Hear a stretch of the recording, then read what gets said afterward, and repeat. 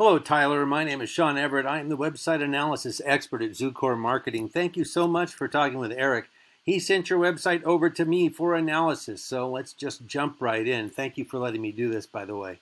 Now, first off, you do have a beautiful website. You spent money on it, and it was money well spent for the design. Absolutely. It is interactive. It has everything that a customer would want once they arrive here. But that's what I want to talk to you about today in my analysis, getting people here because your site has been underperforming, especially in your area. Now, I'm going to show you exactly what I'm talking about. I'm going to show you the numbers.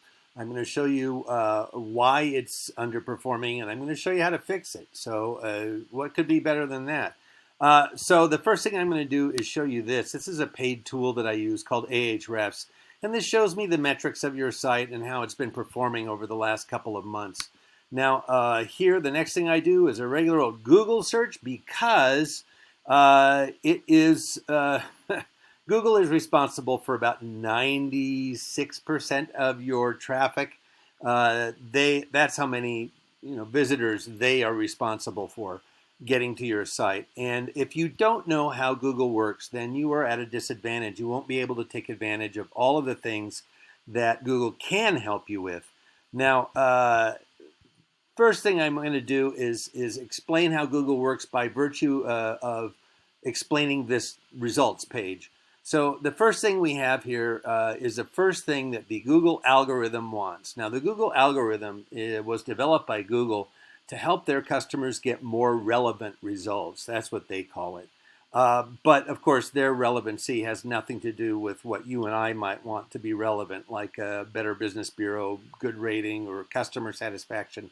Nothing like that. What they want is a good website. But, that's how we play ball. So the first folks here did something that the folks down here did not, and that is they filled out a Google business profile.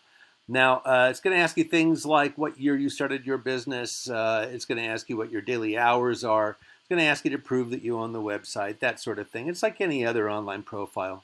And if you do it thoroughly enough and precisely enough, because Google is a computer company after all, then there's a chance that you would be rewarded with this coveted spot up here at the top, because being at the top of a Google search has monetary value. Now, we have found that as useful as these are, you can be in both up here and down here. So you can be in the map pack and down here what we call the organic search results. Now, the first legitimate contractor that I find actually is JW Tull. So I'm going to show you their website, and I'm going to refer to them as your Google competitor, if you will.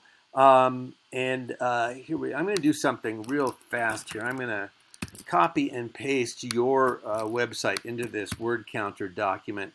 Now, the reason I'm doing this is because Google loves content.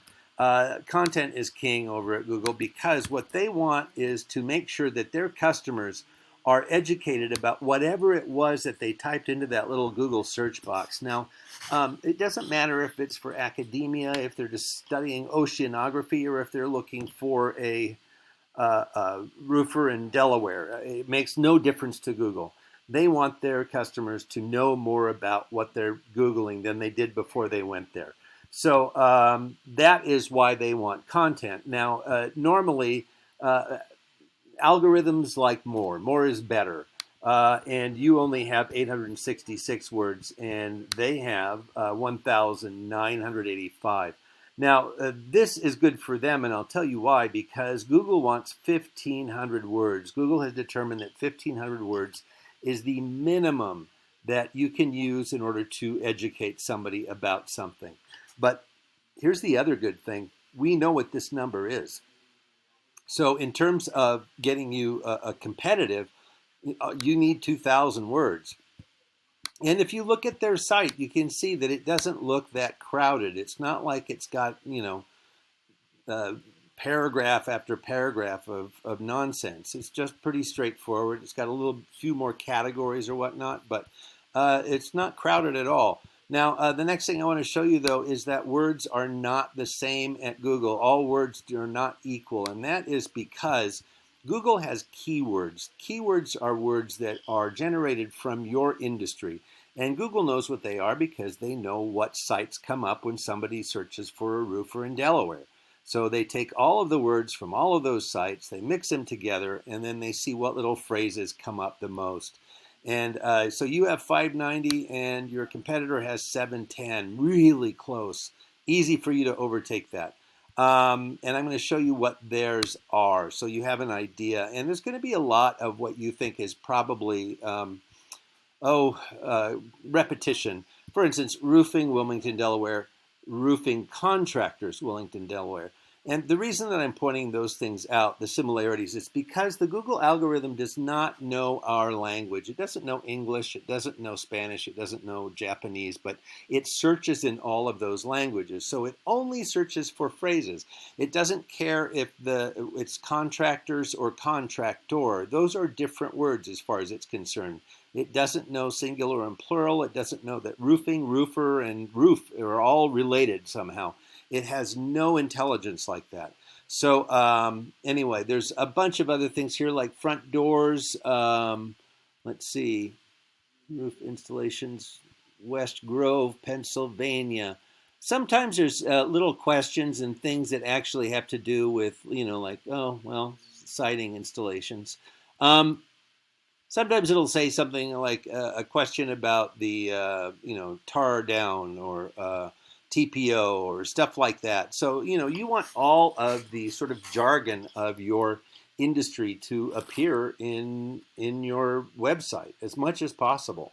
And that will raise your keywords. Now, the next thing I'm going to tell you about is your backlinks. A backlink is where your site appears on someone else's site. And for instance, Yelp, if you have a profile there and put your URL in that, then you have a link back to you. That's a backlink. Now you're on 37 different domains. So I'm going to show you what your competitor has. They're on 67. So you only have 30 to get on. However, just like the last thing, all sites are not the same. This number here represents the domain rating. Now that is the strength of a domain's backlink profile, meaning that, for instance, your backlink profile is 7, which is actually great for a company of your size. Yellow Pages has a backlink rating of 90 because a lot of other sites have a link back to yellowpages.com on them. And the same with porch.com or This Old House. Super Pages. So, those are ones, a lot of them are ones you can just get on by filling out a profile. And that would be in your best interest. Now, the reason that Google wants this is because they are sort of pre-vetting you, if you will. They figured that if a bunch of other people think that your site is good enough to put a link to it, then it must be good enough to visit. It must be interesting enough. It must be informative enough that a lot of people want to go there. So they're going to jump on the bandwagon, as it were. So yeah, that's what Google thinks. Now, here's what it all comes down to.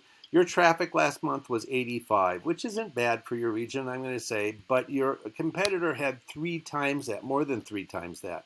And that meant that they had 3 times more opportunity to get a estimate request, for the estimate to become a customer, and to put money in the pocket.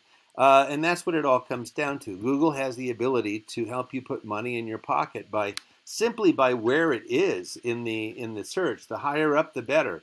Now, I'm going to summarize. The 3 things are the map pack here. You want the business profile filled out.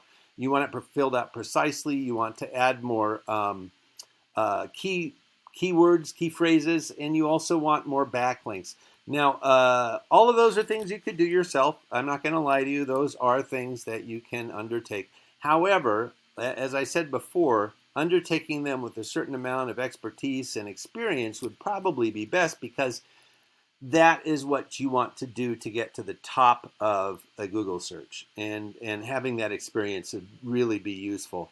Now, I would assume that you want to spend more time putting in beautiful roofs and gutters and siding. So what I would suggest is that you give Eric a call. He would be happy to guide you through the next steps. Thank you so much, Tyler. You have a great rest of your day.